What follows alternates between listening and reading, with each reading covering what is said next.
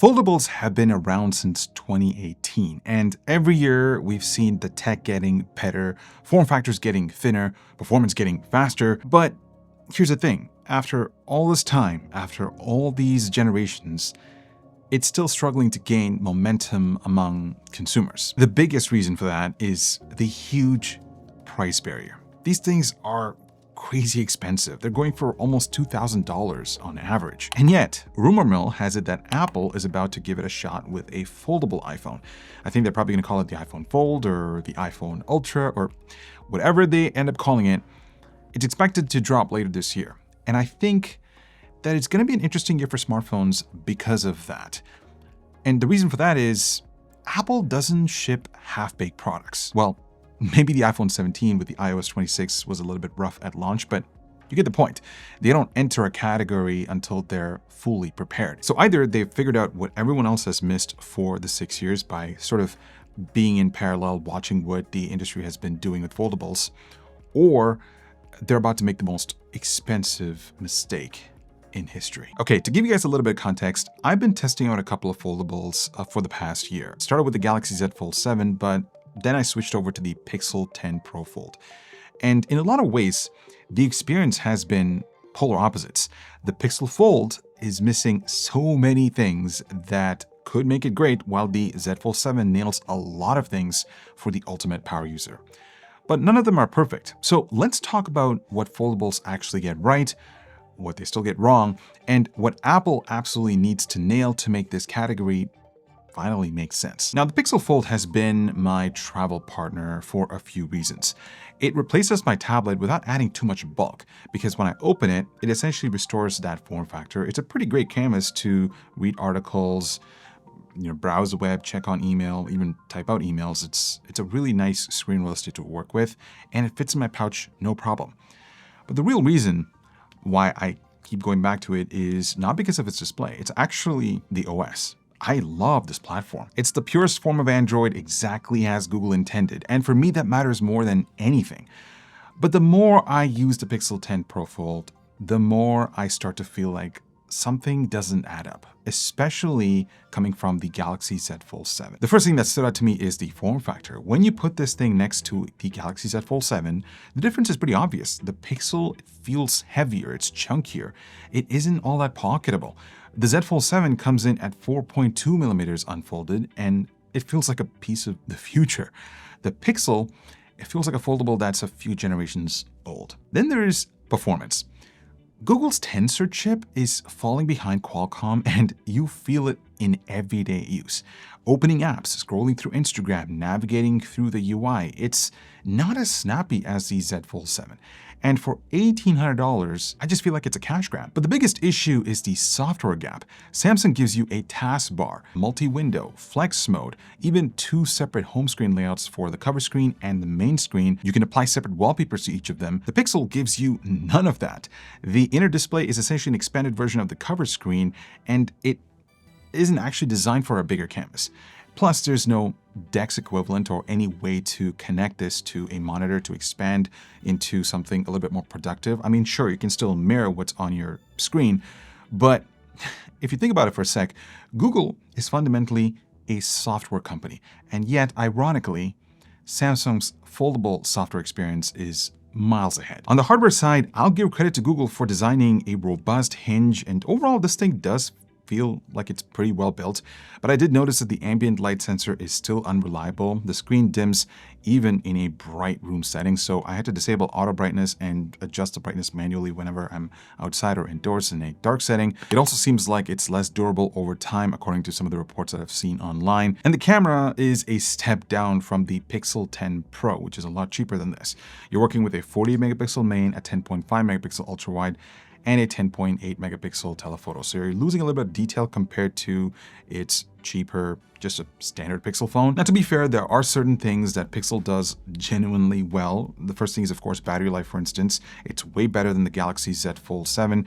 Google's Tensor G5 is power efficient, and the battery size is 14% larger, so you're getting more endurance day to day. They've also added built-in MagSafe support, which honestly is one of the smartest moves that they've made to pull the iPhone users who've been itching to make a switch. The AI features are also pretty useful. There's Magic Eraser, Circle to Search, which is low-key awesome. The Gemini integration is with every first-party app now, and there's also something really cool called Instant View, which is built into the camera app. So basically you can preview your photos on the left side of the display while you're still shooting on the right using the viewfinder. But here's where things get really interesting, because while Samsung and Google are pretty established here in the North American market, people are aware of some of the products that are out there. A company called Oppo has quietly built what might be the best foldable on the market right now. And most of you can't buy it. And the phone in question is the Oppo Find N6.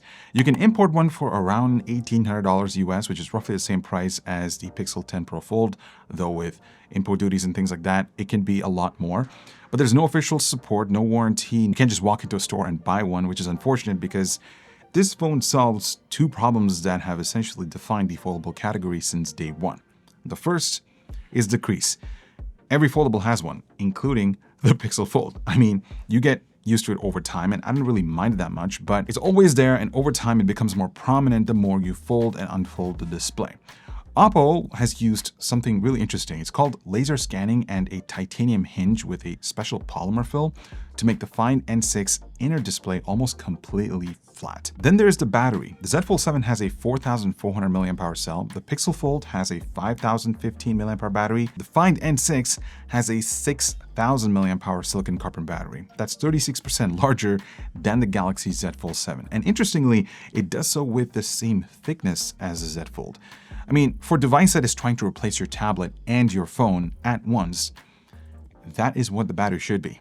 And they've also managed to somehow include stylus support. Interestingly, Samsung removed the S Pen digitizer from the Fold entirely to slim it down, but somehow Oppo managed to make it happen. And of course, the whole package is backed by the latest Snapdragon 8 Elite Gen 5, flagship level cameras with a 200 megapixel main camera, 50 megapixel ultra wide, 50 megapixel telephoto setup. This would have been the perfect rival for the Z Fold 7 in the North American foldable market, but not everyone knows about it. And I feel like that's an excellent opportunity for Apple to step in and set a benchmark. So here are 5 things, at least in my opinion, that Apple have to get right with their next foldable iPhone. The first thing is to, of course, kill the crease, or at least try to make it seamless. I mean, Oppo proved it possible, and Apple has reportedly been pursuing a near invisible crease regardless of the high R&D costs by using new materials that make it imperceptible in normal use. So if they actually manage to pull it off, that might be the moment when this category will sort of start to gain some momentum. Because when you walk into an Apple store and pick it up for the first time and just immediately notice, hey, what is that? That first impression is what sells this to the mainstream. Secondly, Apple should commit to an identity. The iPhone Fold should be a phone-first, tablet-second type of device. We've seen foldables in the past with smaller cover screens, basically forcing you to open the phone and use the inner display. Some of them are narrower, which shrinks the real estate, and again, it forces you to open it up. I think even with the Galaxy Z Fold 7, I found myself constantly opening the screen because the cover screen, in my opinion, just felt a bit too narrow for me to read content. So I think Apple should go phone first, because I think the folded experience should feel exactly like using a regular iPhone. Obviously, there's going to be a difference in form factors, but the experience should be similar. The inner display should be the bonus, the upgrade, the reason why you're going to be spending that much money on it. There's allegedly a dummy model floating around the internet that shows a passport-style form factor, so when you open it up, you get a wider screen, almost like an iPad mini. And that wider aspect ratio actually fixes one of the most annoying things about the current foldable smartphones, and that's those giant black bars that you see on the top and bottom when you're watching a video in full screen mode. So yeah, that landscape aspect ratio might not be all that bad after all. The next thing is the iOS experience. I mean, it has to make sense. Think about what Apple already has: handoff, AirDrop, Universal Clipboard, a hardware and software ecosystem that already talks pretty well within their entire portfolio, and it's better than anything else on the market right now. The foundation is there, but imagine layering a iPadOS-like experience on top of the unfolded display. Maybe giving us separate layouts for the cover screen and the main screen. Each of them should be properly optimized. External display support would be really cool. That unlocks even more features. Maybe bring in some macOS continuity features, possibly giving users the option to use the iPhone Fold as a secondary display, like sidecar to complement your Mac, I mean, that would genuinely be a game changer. And then there's the big one. Third-party app support should be optimized for the folded and unfolded experience from day one, or at least maybe in a month or so, because it is a new form factor. It takes time, because right now on Android, even the best foldables have apps that look like stretched out phone apps on the big screen. So because Apple controls the App Store, they can require developers to optimize for their foldable layout. And the best part is that if they do start to get into the groove of things, they might actually push developers to fix their Android foldable apps as well. Then there's the battery. Set it to a minimum of 6,000 milliamp hours. I mean, Oppo proved that they can get there without making it too thick.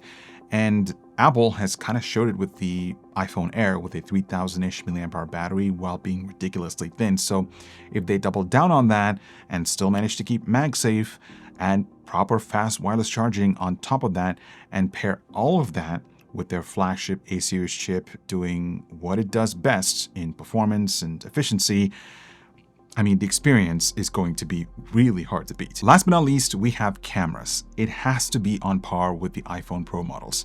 I mean, look, Apple is most certainly going to price this iPhone Fold above $2,000, maybe ridiculously more than $2,500. And at that price point, every single lens has to be flagship level. Main sensor, ultra-wide, telephoto. Although the dummy models that I've been seeing have only been showcasing 2 lenses, so maybe we'll get a wide, ultra-wide, or wide telephoto setup. But either way, it needs to match or beat the iPhone Pro series.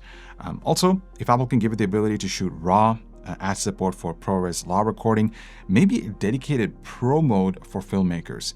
Also, make that USB-C port Thunderbolt friendly for faster data transfers. I mean, those features could just instantly justify the cost. So there you have it, guys, my wish list for Apple's foldable iPhone. I just wanted to share what was on my mind as I was using the Pixel Fold and the Galaxy Z Fold 7. Neither one of them are terrible foldable smartphones. They still have their fortes. Pixel has the purity of Android without the polish. Samsung has the performance to back it up, and it's arguably the multitasking benchmark at the moment. And Oppo has gone all in with the most bleeding edge specs, but most of the world can't buy it. I'm curious to see how the iPhone Fold turns out. Let me know what you guys think about the current foldable landscape. What is the one thing Apple needs to get right for you to consider a foldable? Thanks so much for watching, and I'll talk to you guys in the next one.